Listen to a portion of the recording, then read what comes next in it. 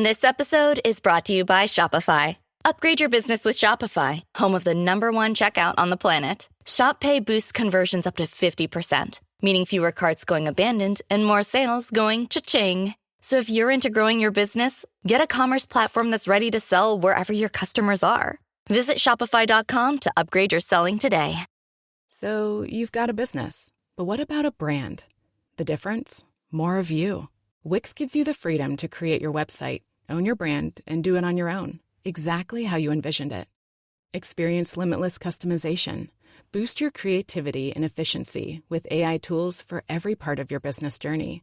Scale up with built-in SEO, e-com, and scheduling features. Put more of you in your business. Go to Wix.com and do it all yourself.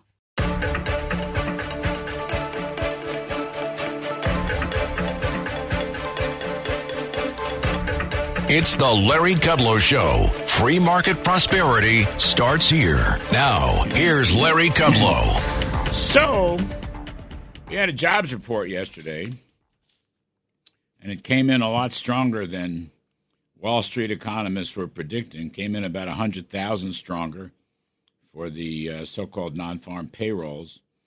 Although, I will say 103,000 of that came from government or government-related jobs. Meanwhile, the household survey, which is kind of like, think small businesses, that was up 478,000. So that was a big number. And the unemployment rate slipped a little bit from 4.2% to 4.1%. And some people are talking about a Trump effect for the December numbers. I'd like to see it. I'm not convinced of it. But the interesting thing is the markets took one look at that big jobs number and immediately threw a temper tantrum, with stocks selling off about 700 points and bond yields rising some more, 4.75%. Mortgage rates over 7% again. So let's talk about it with our distinguished expert guest, John Carney, Breitbart News editor for economics and finance and co-author of the must-read Breitbart Business Digest, and Joe LaVorgna, who is a former chief economist at the White House National Economic Council. Joe is now the chief economist at SMBC Nikko Securities. Gentlemen, welcome. Thanks, Larry. Interestingly, both of you writing, I presume, independently, calling it a Trump effect. Joe LaVorgna, I'm going to start with you. A Trump effect. I wish. I mean, I think the bigger Trump effect's in front of us, but how do you figure a Trump effect? Larry, I feel like you're losing a little bit of your optimism here. The Trump effect, in relative terms, because the numbers were about 100,000 higher than Wall Street had expected, and you're correct about government participation being much too high a contributor. That's been the case for the last several years with healthcare, et cetera. But if you take the healthcare and social assistance out, you're looking at a number, almost 155,000 increase in the month, which is a good number. And, of course, we're going to build on that as the new administration comes in. So it's a start, but the point is it beat expectations. And I think the optimism and right euphoria that pro-growth policies will bring are the catalysts. I know John agrees with me on that. Well, I think you might see more of it in the household survey, from which the unemployment rate comes, because that one had been falling for several months, and all of a sudden shot up 478,000. And in that number, Larry, private wage and salaries was actually even stronger, up 500,000. So there wasn't a government effect in the household data; it was all private sector jobs. So, John Carney, the bigger Trump effect is still in front of us. He's got to get his legislation through. But you agree with Joe LaVorgna? That's right. I think that there was a Trump effect here. I actually think that I've started to look at the government numbers slightly differently than how I had been. At this point, with unemployment down at 4.1% and the private sector adding, call it 150,000 jobs, I actually think the government is competing away employees from the private sector. So I think actually private sector would have been hiring would have been even stronger if the government wasn't actually poaching workers away. So rather than look at it as, well, what would the jobs be if we just took out the government workers? I think a lot of those would have been hired into the private sector. I think there is a surge in business confidence, and we're seeing it in the ISM surveys, at least on the services side, that show that that businesses really are excited about the fact that they're not going to get the tax hikes that Biden and Harris were promising, that we're going to get massive regulatory relief, and that we're going to get abundant energy. I think those things, and plus we're going to get better trade terms from our trading partners because of tariffs. I think those four aspects have really reignited business sentiment in America, and that we're going to see, as you said, a lot more hiring in the months ahead. This is the beginning, not sort of the end of anything. Help me out on this. Let's talk about the bond market, where actually financial markets, both stocks and bonds, threw a temper tantrum. Why are they so opposed to growth? What's wrong with it? I mean, if the economy is going to grow, I mean, the GDP in the fourth quarter, we don't know yet. We'll know at the end of the month, I guess. We'll get an estimate for the fourth quarter at the end of January this month. Let's see, the Atlanta Fed GDP tracker is over 3%. I don't know what their latest number is, but why? Explain to our listeners, John Carney, you can start first, but I want you both to weigh in. Why would the markets sell off so much on what is, good news? More people working, for heaven's sakes, and presumably they're producing and they're earning better wages. Why is that bad? I don't think it is bad. I think what the market had been pricing it, at least the stock market, had been sort of ignoring what was happening in the message from the bond market, which was that we are not going to get as many rate cuts as people thought. So that makes the discount rate for future earnings higher, which just pushes down stock prices. And I think when we saw both the consumer sentiment inflation expectation numbers that came out on Friday and then the jobs numbers, it just became clear that the idea that the Fed is going to be cutting multiple times this year is ridiculous. They're not cutting, I think, any more at all. The market might have one more cut priced in, but I think that will go away. There's not going to be any more cuts. At some point, I think the Fed conversation will turn to whether there will be Fed hikes. I think that there's a high bar for that. I don't think the Fed will want to admit that it made a mistake anytime soon, but we will start to have that conversation at some point this year. And so I think that's what happened with the stock market tantrum on Friday. But Joe LaVorgna, profits are the mother's milk of stocks. And profits are very strong, rising at a double-digit pace. I had Dr. Ed Yardeni on the show Thursday, very smart fella. He's looking for a 10,000 S&P 500 by the end of the decade, 2029. It's hovering around 6,000 now.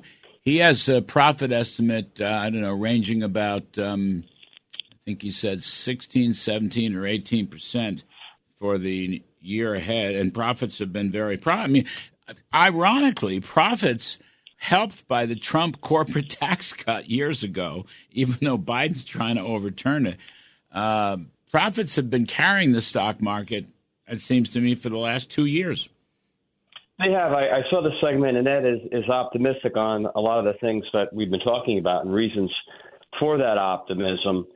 On the bond market, I want to just add a little extra commentary, and that is that about 3/4 of the rise in yields recently has been due to higher term premium, which is the extra compensation investors need to buy a longer-term security. And part of that, Larry, reflects the fact we are entering a time of the year where you generally have high rollover of existing debt. And given the massive deficits we've had the last couple of years, that supply rollover is historically large.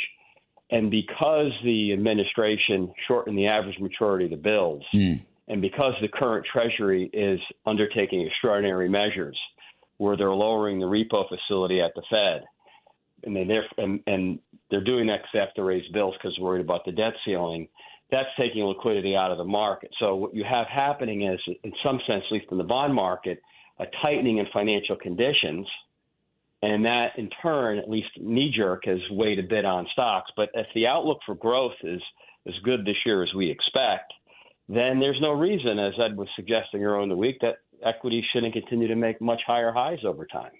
Well, are they going to we're going to have another $2 trillion deficit this year? Most of it. No, I don't. So if you look at by the way, CBO's numbers are going to be updated on the 17th. Now, I don't like their forecast. There's a lot of problems with the forecast. But if we take what we currently have, they do expect the deficit to come in roughly about $100 billion lower than where it was last year, which is not good. But what's that? So that would be where it was. That'd be 1.7, 1.8. Yeah, around 1.8. Well, that's peanuts. That's I don't regard that. That's a rounding error from $2 trillion. These guys. Biden spending has been extraordinary for 4 years. Now, I don't know whether that affects interest rates or not. Okay, this thing we've been debating for hundreds of years about deficits and interest rates, but the fact of the matter is they're selling a lot of paper, and that's not going to change right away. It might change in the next few years if the Doge brothers get their act together and cut spending, and the Republicans, get it through the House and the Senate, which I hope they will. And, of course, if the economy would grow at 3% plus, that'll help with revenues.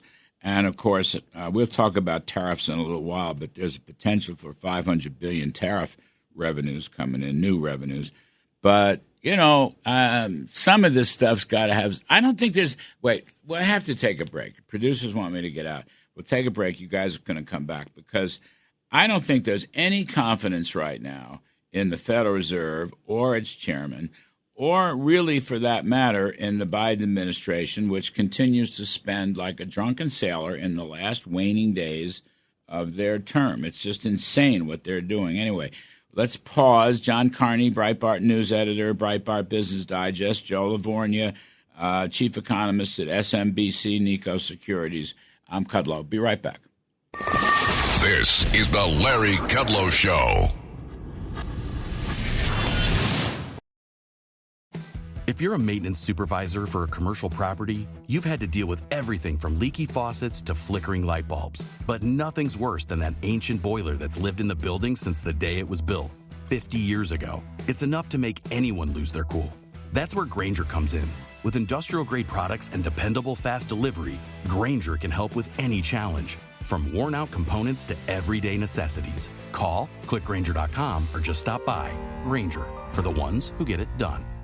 Running an online business requires passion, knowledge, and a lot of dedication. Adding the complexities of setting up and managing hosting for your website piles on more work when you already have so many plates spinning. Whether you manage one WordPress website or dozens, Kinsta's managed solutions give you access to a platform that's optimized for the fastest speed, has enterprise-grade security features, and is powered by an intuitive custom dashboard with everything you need to manage your sites efficiently. Plus, Kinsta provides human-only WordPress expert support, which is available 24/7, 365 to assist with even the most complex sites. Forget frustrating AI chatbots. Kinsta gives you complete peace of mind by ensuring that your WordPress sites are always online, secure, and performing at their best. Start your journey with Kinsta today and get your first month free. Don't have time to migrate your site? Kinsta takes care of everything for you. Learn more at kinsta.com/podcast. That's KINSTA.com/podcast.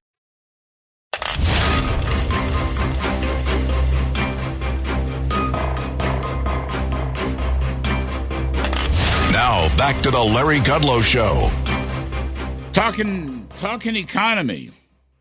Why is it that markets don't like growth or jobs? It's an interesting conundrum. I have a partial answer. We got John Carney, co-author of the Breitbart Business Digest. Joe LaVorgna was our chief economist at the White House National Economic Council during Mr. Trump's first term. He is now the chief economist at SMBC Nikko Securities. Trouble here, John Carney, is that for all these years, the markets have been, and investors in general, have been kind of acculturated to believe that more jobs and stronger growth causes inflation. and that would drive up interest rates. In other words, this Phillips curve trade-off between inflation and unemployment. But that is not what A.W. Phillips taught 60 or 70 years ago in the 50s. He said that if the unemployment rate goes down, that wages go up. He did not say overall general inflation goes up. There's a big difference here, but these Keynesian, liberal, lefty Keynesians down through the years have kind of mutated this so that, people in markets think, oh, my God, jobs, more people are working, that's bad. It's not bad. More people working is a good thing. That's right, Larry. Look, I think one of the things that happened, and it's been a long time since we experienced this, but when you go through a high inflation period, people then start to really get their warning signs up about anything that might be inflationary. So right now, the market does see things like, a lot of jobs growth, that might be inflationary. As you said, one doesn't have to be, and it won't typically be inflationary because when more people are working, there's actually more production happening. Yes. And so you are, yes, there is demand coming from people, who are getting wages, but they are also producers. And so therefore it should not be, decreasing unemployment or increasing employment should not be inflationary on its face. That's a mistake, I think, that the markets are making now. And I think it is almost a post-traumatic stress syndrome from the inflationary explosion we just had. Well, but, Jay Powell continues this, Joe LaVorgna. That's why I want to get somebody new in there, honestly. Yeah. The thing is, though, the markets have been told by Fed chairman and others that growth is bad. You can go back in history. Milton Friedman used to argue in the 60s and 70s that you can have inflationary recession, which is really what we had. High inflation drives unemployment up and drives the economy down. You have too much money chasing too few goods forever. In other words, this whole story is like a pinball machine on permanent tilt. And somebody's got to come in and straighten the machine out, balance the machine out, and you need people to talk about. The last guy to talk about this was Greenspan, because in the 90s, Greenspan says, well, no, growth isn't bad because there's a lot of productivity going on, the information revolution.